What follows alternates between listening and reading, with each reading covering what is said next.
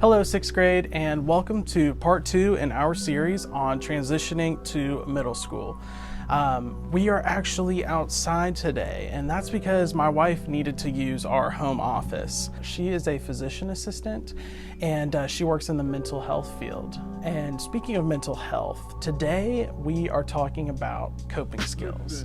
Now, what are coping skills? Coping skills are tools and techniques that we can use to help reduce stress, manage our emotions, and control our anxiety. We're going to be doing a whole series on coping skills in November, but for now, I just wanted to make sure y'all at least have a basic understanding of them and know how to use them, because right now you're transitioning to middle school, and that's a really stressful time sometimes. You know, you have a lot of homework, you are making new friends, your old friends might be at other schools, and so having coping skills is really important so that we can reduce our anxiety and be able to be productive and successful as students. So when can we use coping skills? Well, we can really use coping skills whenever we want, but they're most useful whenever you're anxious or stressed out or even angry. That's a good time where you can use those coping skills to help us calm down, reduce that stress, and reduce that anxiety. One important thing to know about coping skills is that there are good ones and there are bad ones. And it's really important to know the difference, because a lot of times our brain really wants to go to the bad ones. So let's go through an example. Let's say that I had a really bad day today and I'm just feeling upset. And there are two options here. One is I can go and eat 3 Big Macs at one time. The other one is I can go outside and go for a walk in nature. Now, which one do you think is the bad one? Of course, it's eating the 3 Big Macs at once. That's really unhealthy.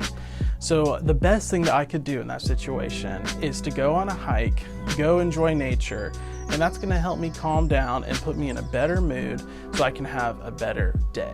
So that's one example of a healthy coping skill, but let's talk about another one. And this one's really popular. It's called mindfulness. Mindfulness is when we take some time to be aware of how we're feeling in the moment and use our senses to ground us and reduce that anxiety. So let's go through a quick exercise so you can have an example of what that looks like. All right, so the first thing we're gonna do is something called square breathing or box breathing. And this is a simple exercise where we just inhale for 4 seconds, we hold it for 4 seconds, we exhale for 4 seconds, and then we rest for 4 seconds. This will just let us focus on our breathing and slow it down and just be aware of how we're breathing, all right? So you just follow along with me. Here we go.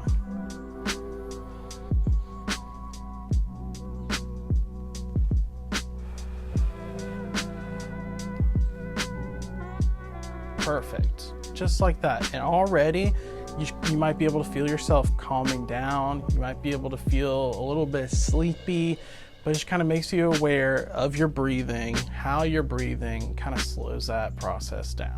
So now that we're aware of our breathing, I want us to go through our different senses. And we're gonna start with hearing. And what I'm gonna do is I'm gonna stop talking. And I want you to listen. You can either listen to your surroundings or you can listen to this video and just kind of focus on the sounds and how they make you feel and what they sound like, what it reminds you of, and just be present in the moment. So let's do that now.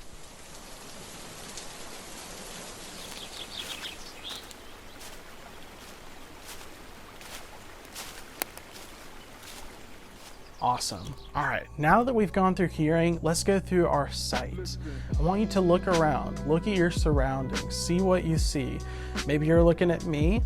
I'm looking at a camera. Maybe there's a window next to you. What's outside the window? Maybe there's a tree that you like. Maybe there's a tree house that you've played on before. Just think about what's in your surroundings. Maybe you're in your room. There's books everywhere. So now that we've gone through hearing and sight, let's go through touch. What do you feel right now? What are you touching? My arm's touching this chair, and it's made of this basket material. I really like the way it feels. Maybe your feet are on the carpet and you love the way the carpet feels on your feet. Or maybe your hands are touching your keyboard. Just be aware of what you feel right now and think about that. Now, let's talk about how we feel emotionally. Now that we've gone through those grounding exercises and the breathing, and we're more mindful of how we're feeling, how do you feel right now? Maybe you feel sleepy. This always kind of makes me a little bit sleepy, right? Because it calms you down, it relaxes you. Maybe you feel totally the same. Maybe it didn't even work for you, and that's okay, because there are so many different coping skills, and sometimes they work for you and sometimes they don't. And so that's why it's important for us to go through these and figure out which one works best for you. I'll give you an example. My wife loves to clean and organize. If she's had a bad day, when she comes home, she wants to go do the dishes, she wants to clean the room up, she wants to make the bed, she wants everything to look good because that makes her feel better. It helps calm her down.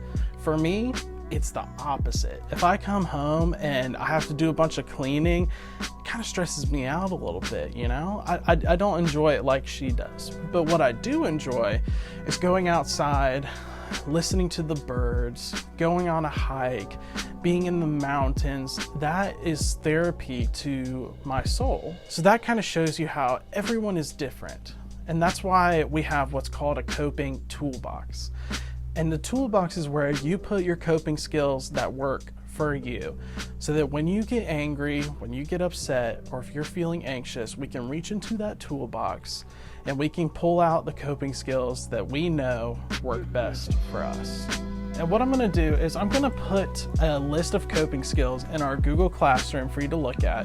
What I want you to do is grab a pencil and paper and write down the ones that you think would work best for you. And then next time you want to use a coping skill, go through and try them out. And then take note of which ones work best. That way you can have those coping skills in your toolbox to use later. So that about wraps up our lesson for this week. I really appreciate you all watching. If you want to discuss this week's lesson, head on over to our Google Classroom and we can talk about it in the comments. You can also fill out my meeting request form if you want to talk about anything at all. Just fill it out and we'll chat soon. I really appreciate y'all watching, and I hope you all have an excellent week. See ya.